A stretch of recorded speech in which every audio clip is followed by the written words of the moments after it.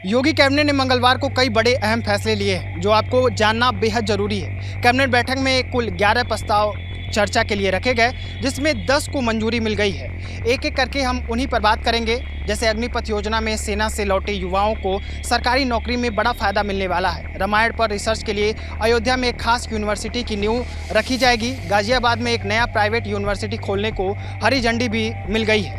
फैसलों की लिस्ट लंबी है, लेकिन कुछ फैसले ऐसे हैं जो आने वाले समय में प्रदेश की तस्वीर बदल सकते हैं। उत्तर प्रदेश के मुख्यमंत्री योगी आदित्यनाथ की अध्यक्षता में मंगलवार को कैबिनेट बैठक में 11 प्रस्ताव रखे गए थे, जिसमें 10 प्रस्ताव पास किए गए हैं। युवाओं, पर्यटकों, निवेशकों और शिक्षा क्षेत्र से जुड़े लोगों के लिए ये प्रस्ताव अहम माने जा रहे हैं। सरकार ने फैसला किया है कि अब यूपी पुलिस, पीएससी, घुड़सवार दस्ते और फायरमैन की सीधी भर्ती में पूर्व अग्निवीरों को 20% तक पदों में आरक्षण मिलेगा। साथ ही उम्र सीमा में 3 साल की छूट भी दी जाएगी, ठीक वैसे ही जैसे भूतपूर्व सैनिकों को मिलती है। अग्निपथ योजना के तहत 4 साल सेवा देने के बाद जो अग्निवीर रिटायर होंगे उन्हें ये फायदा मिलेगा।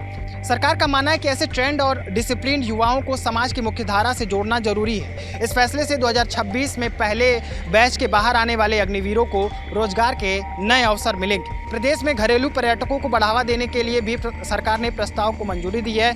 कैबिनेट ने B&B और होम स्टे नीति 2025 को पास किया है। इस नीति के तहत कोई भी व्यक्ति अपने घर के 1 से 6 कमरे तक की कोई भी कमरा हो उसे होम स्टे के रूप में रजिस्टर करा सकता है।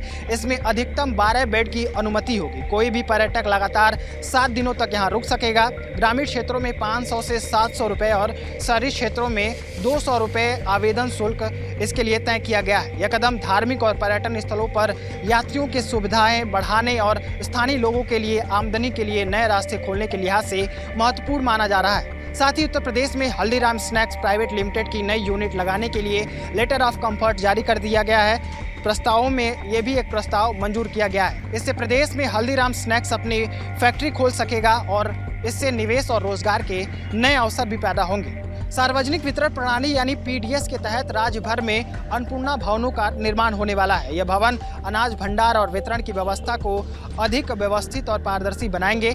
उत्तर प्रदेश कैबिनेट ने सार्वजनिक वितरण प्रणाली को मजबूत बनाने और राशन कार्ड धारकों तक समय पर खाद्यान्न पहुंचाने की व्यवस्था मजबूत करने के लिए यह अहम फैसला लिया है। उचित दरों पर दुकान और अन्नपूर्णा भवनों के निर्माण में तेजी लाने के लिए राजकोषीय बचत से कुछ राशि का इस्तेमाल इन भवनों के निर्माण के लिए किया जाएगा। मनरेगा के अतिरिक्त राज्य वित्त आयोग, सांसद निधि, विधायक निधि, पूर्वांचल विकास निधि, बुंदेलखंड विकास निधि या अन्य किसी राज्य या केंद्र सरकार की योजना के तहत भी अन्नपूर्णा भवनों का निर्माण कराया जा सकता है। इसके साथ ही रामनगरी अयोध्या में महर्षि महेश योगी रामायण विश्वविद्यालय की स्थापना का निर्णय लिया गया है। यह संस्थान रामायण के अध्ययन, शोध और प्रचार प्रसार के लिए एक विशेष केंद्र बनेगा। धार्मिक और सांस्कृतिक शिक्षा को बढ़ावा देने की दिशा में यह एक बड़ा कदम माना जा रहा है। गाजियाबाद में निजी क्षेत्र में अजय गर्ग विश्वविद्यालय स्थापित करने के प्रस्ताव को भी मंजूरी मिली है। अजय कुमार गर्ग विश्वविद्यालय गाजियाबाद के डासना ग्राम में 26.26 एकड़ भूमि पर बनाया जाएगा। इन सभी के साथ उत्तर प्रदेश औद्योगिक निवेश एवं रोजगार प्रोत्साहन नीति 2022 के तहत गठित समिति की स्तुति पर अनुमोदन किया गया है। औद्योगिक विकास एवं रोजगार प्रोत्साहन नीति 2017 के निवेश करने वाली कंपनियों को सब्सिडी मिलेगी, यह भी निर्णय हुआ है। साथ ही data centre India private limited को बिजली सप्लाई का लाभ भी देने की बात कही गई है।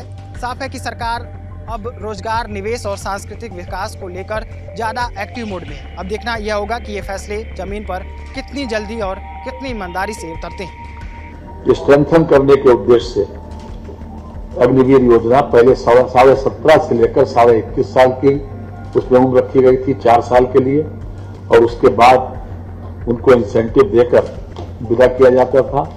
कई प्रदेशों ने और केंद्रीय फोर्सेज ने भी इसमें जो लोग एक्स अग्निवीर हुए उन लोगों को अपने अपने क्षेत्र में 10% आरक्षण दिया। कहीं 10% CISF में दिया गया, BSF में, हरियाणा में 10% दिया गया, उड़ीसा में दिया गया।